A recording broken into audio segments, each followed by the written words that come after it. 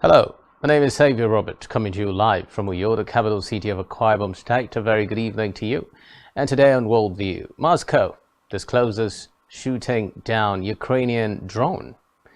Iraqi lawmakers pass controversial amendments to country's election law that could undermine chances for smaller parties and independent candidates to win seats in future polls.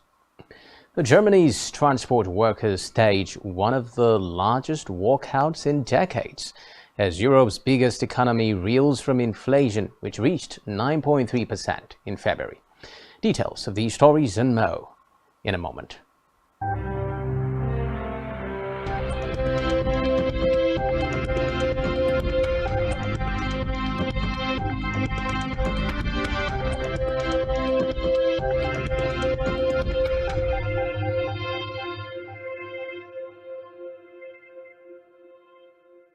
First in Worldview today, Moscow has said a Ukrainian drone has been shot down by Russian air defenses. The drone came down in the town of Kireyeks, some 400 kilometers, that is 249 miles from the Ukrainian border on Sunday. This is according to the Defense Ministry. Russian state media is reporting that at least 3 people were injured in an explosion after it was brought down. Ukraine has dismissed previous claims that it has attacked Russian civilian targets with explosive drones and has not yet commented on this incident. Away from that now, Governor Tate Reeves has warned that more severe weather could be on its way to the U.S. state of Mississippi following the tornadoes which killed 26 people. Governor Reeves said significant risks remained in parts of the state. Hundreds of people have been displaced in the wake of the tornadoes which tore through Mississippi and Alabama on Friday night. The mayor of one of the worst affected towns said he had lost personal friends in the disaster. Friday's tornado was the deadliest in the state of Mississippi in more than a decade. At least 25 people have died in the state, with 1 person confirmed dead in neighboring Alabama. In a separate development, it has been discovered that the pageantry of Myanmar's annual military parade did little to mask the sinister message, as the country's armed forces will not stop fighting those opposing their rule, whatever the cost. The civil war has engulfed the country since a military coup in 2021, killing tens of thousands of people, and more than 1 million have been displaced. But General Min Aung Hlaing, the head of the military government, showed no signs of backing down in a rare speech. The regime, he said, would deal decisively with what he described as acts of terror by armed resistance groups, and he added, countries which have condemned his coup, whom he branded as supporters of terror, were wrong and should join the military in shaping its own form of democracy. Away from that, in Philadelphia, officials say the city's water is safe to drink for now after a chemical spill in a local river. A pipe ruptured on Friday at chemical plant Trinseo plc, leaking hazardous material into a tributary of the Delaware River, a source of water for millions of people.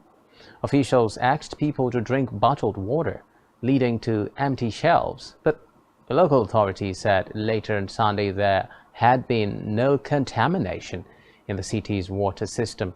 The Delaware River basin supplies water to over 15 million people across 4 states, according to the U.S. government.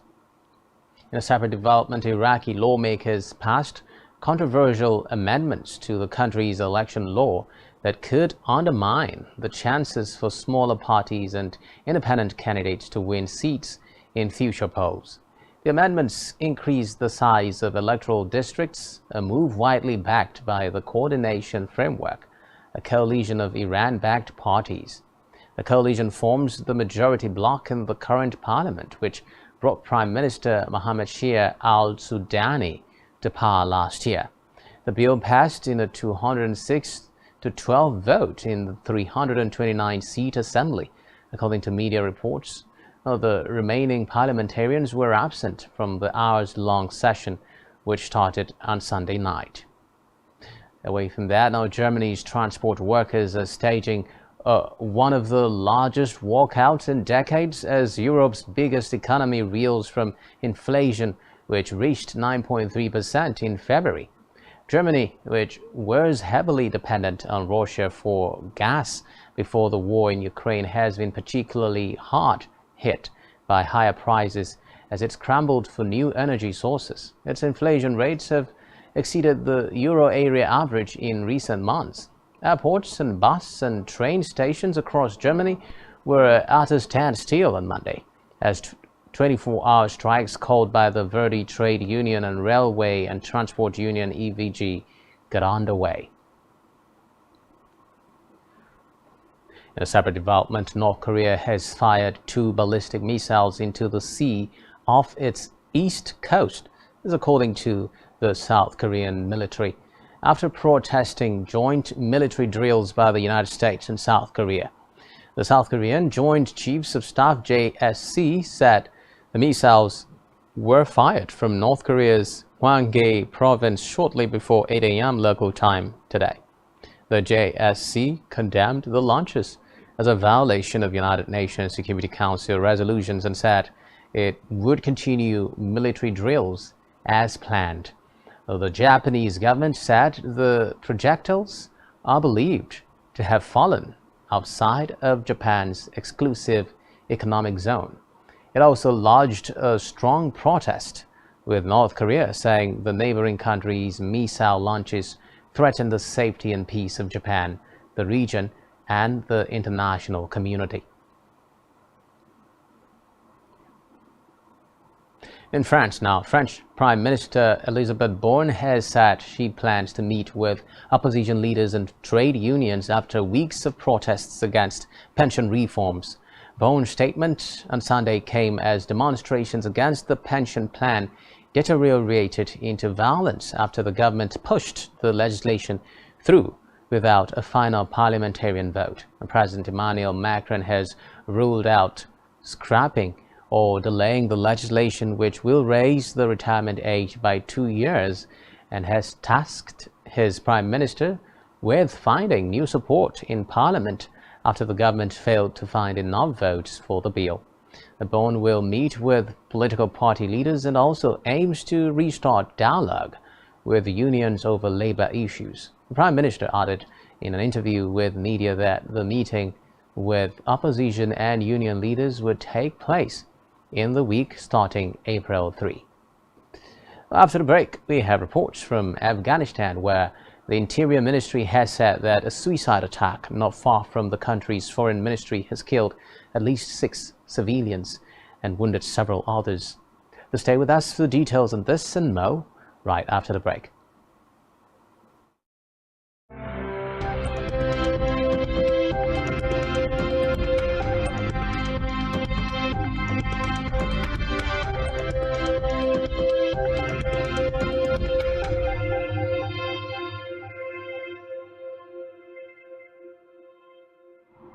Thanks for staying tuned. Now, Kenyan opposition leader Raila Odinga says protests against President William Ruto's government over the high cost of living would go ahead as scheduled despite a police ban.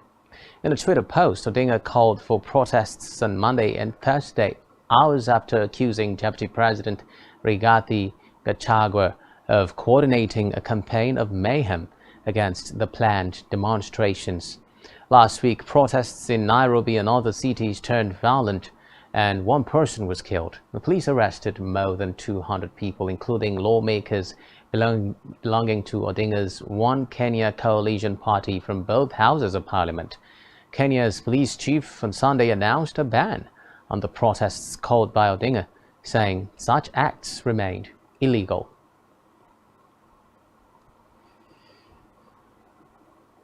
In a separate development, Taiwan President Tsai Ing-wen seeking closer ties with Western democracies in the face of Chinese pressure has welcomed a large JAC delegation to the island, a boost for Taipei after once loyal ally Honduras switched allegiance to Beijing.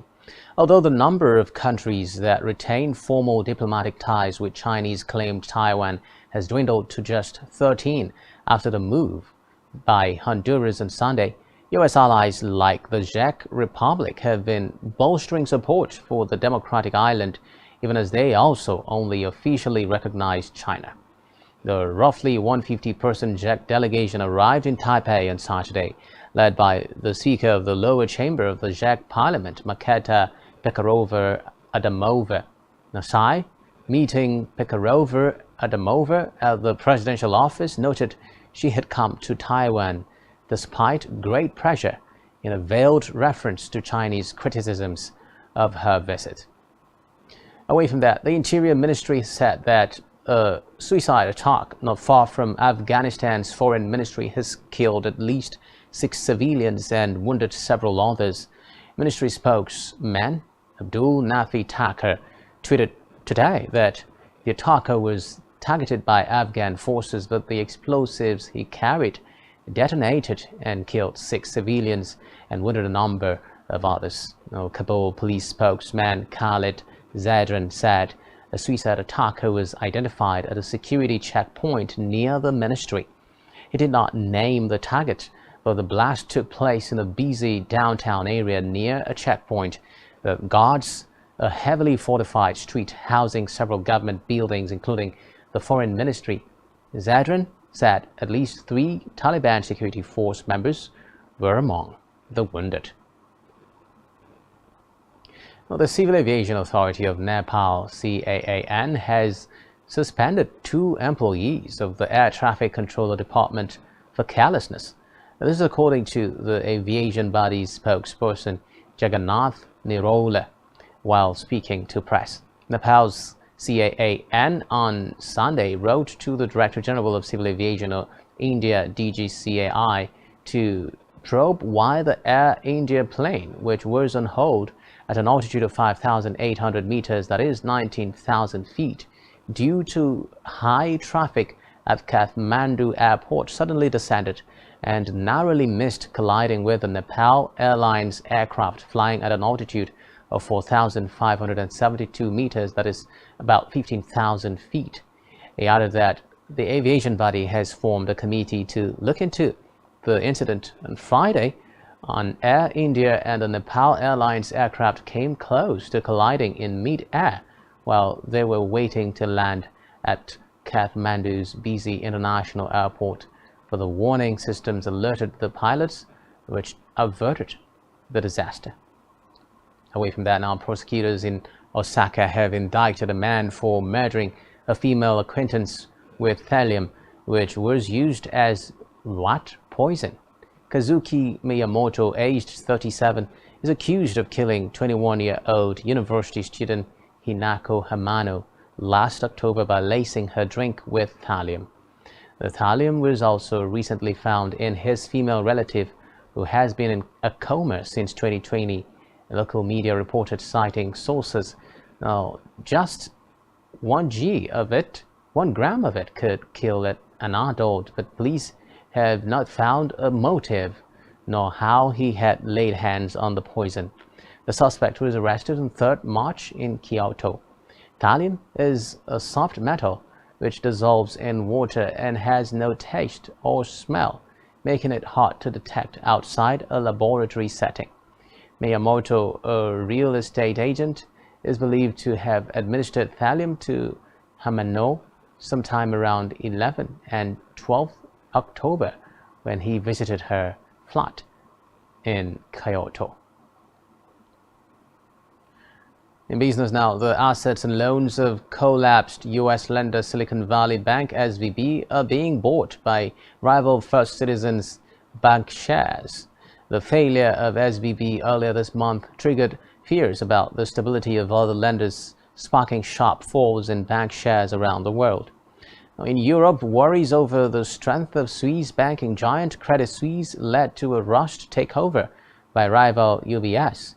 The markets have remained nervous, although bank shares opened higher on Monday.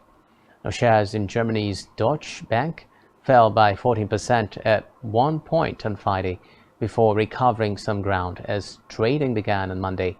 They rose by about 3%. Now, SVB was seized by U.S. regulators earlier this month after a run on the bank, and its collapse was swiftly followed by the failure of another U.S. bank, Signature Bank. The demise of the two were the biggest bank failures in the U.S. since the financial crisis of 2008. Creed 3 actor Jonathan Majors has been arrested on strangulation, assault, and harassment charges. The New York Police Department said Majors, who stars alongside Michael B. Jordan in the recently released film, was involved in a domestic dispute with a 30-year-old woman on Saturday. Majors was briefly taken into custody, according to a lawyer for the 33-year-old actor, and who denied any wrongdoing. The NYPD said they were called after receiving a 911 call from an apartment in Manhattan's Chelsea district. They added the woman suffered minor head and neck injuries and was taken to hospital. An NYPD spokesperson told press he was released from custody by Saturday night. And finally, on World View today, the Duke of Sussex has unexpectedly appeared at a high court as legal proceedings begin in a privacy case. Prince Harry is one of those suing Associated Newspapers Limited, publishers of the Daily Mail. The Duke was seen at the High Court on Monday morning, while singer Sir Elton John, who is also involved in the legal proceedings, arrived at lunchtime. The publisher has described the allegations of unlawful information gathering as preposterous smash. And with that, we wrap up our package for you on Worldview today. Do ensure to follow us on social media and subscribe to our YouTube channel, all of which you can find on our website, spectrumtv.ng. I am Xavier Robert, reaching you from Uyo, the capital city of Akwa Ibom State, and you have been watching Worldview on Spectrum TV. And do enjoy the rest of your day. Bye for now.